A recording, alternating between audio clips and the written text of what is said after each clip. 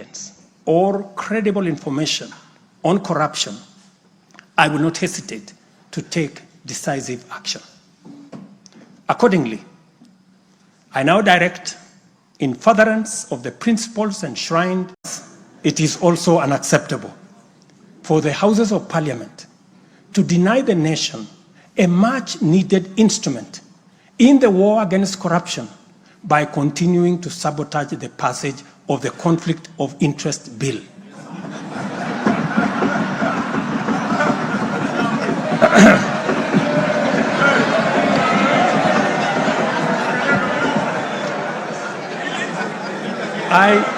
I implore you, honorable members, to stop dragging your feet on this bill, unless, my friends, there is a conflict of interest in the passing of the conflict of interest legislation. Similarly, the National Treasury has been dragging its feet in the implementation of an e-procurement system for the last 10 years.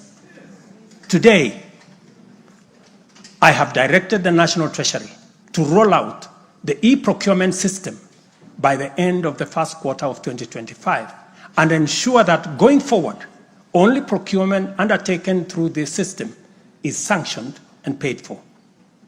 Of the many difficult assignments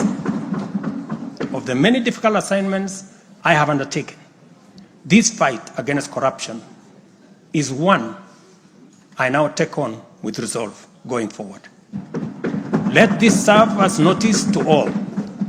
Independent institutions charged with this responsibility must up their game, pull up their socks, and match up to the expectations of the people of Kenya. Honorable members, I have stated in the past and now reiterate today that in the face of undisputed evidence or credible information on corruption, I will not hesitate to take decisive action. Accordingly, I now direct, in furtherance of the principles enshrined in Article 10 of the Constitution on transparency and accountability, and based on new information provided by investigative agencies and partner nations, that the procuring agencies within the Ministry of Transport and the Ministry of Energy and Petroleum immediately cancel the ongoing procurement process for the Jkia expansion public-private partnership transaction, as well as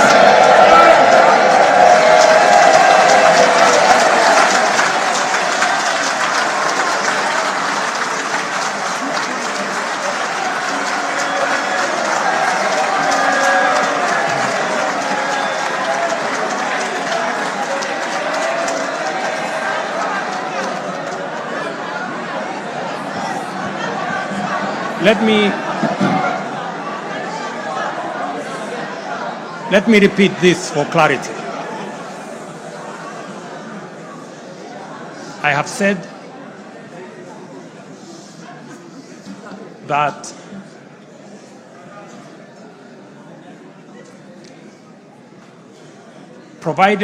because of the information that has been provided to us by partner nations, I have directed agencies within the Ministry of Transport and the Ministry of Energy and Petroleum to immediately cancel the ongoing procurement process for JKI expansion public-private partnership transaction, as well as the recently concluded Ketrago transmission in public partnership procurement contract.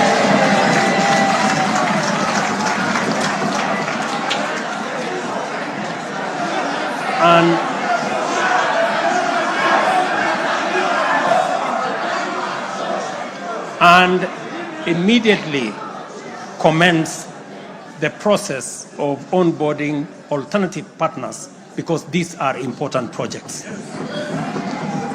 Honorable members, the work of taking our nation forward is our collective responsibility as citizens. For this reason, we value the contribution of all, whether they come in the form of support or encouragement, suggestion or proposal, criticism or protest,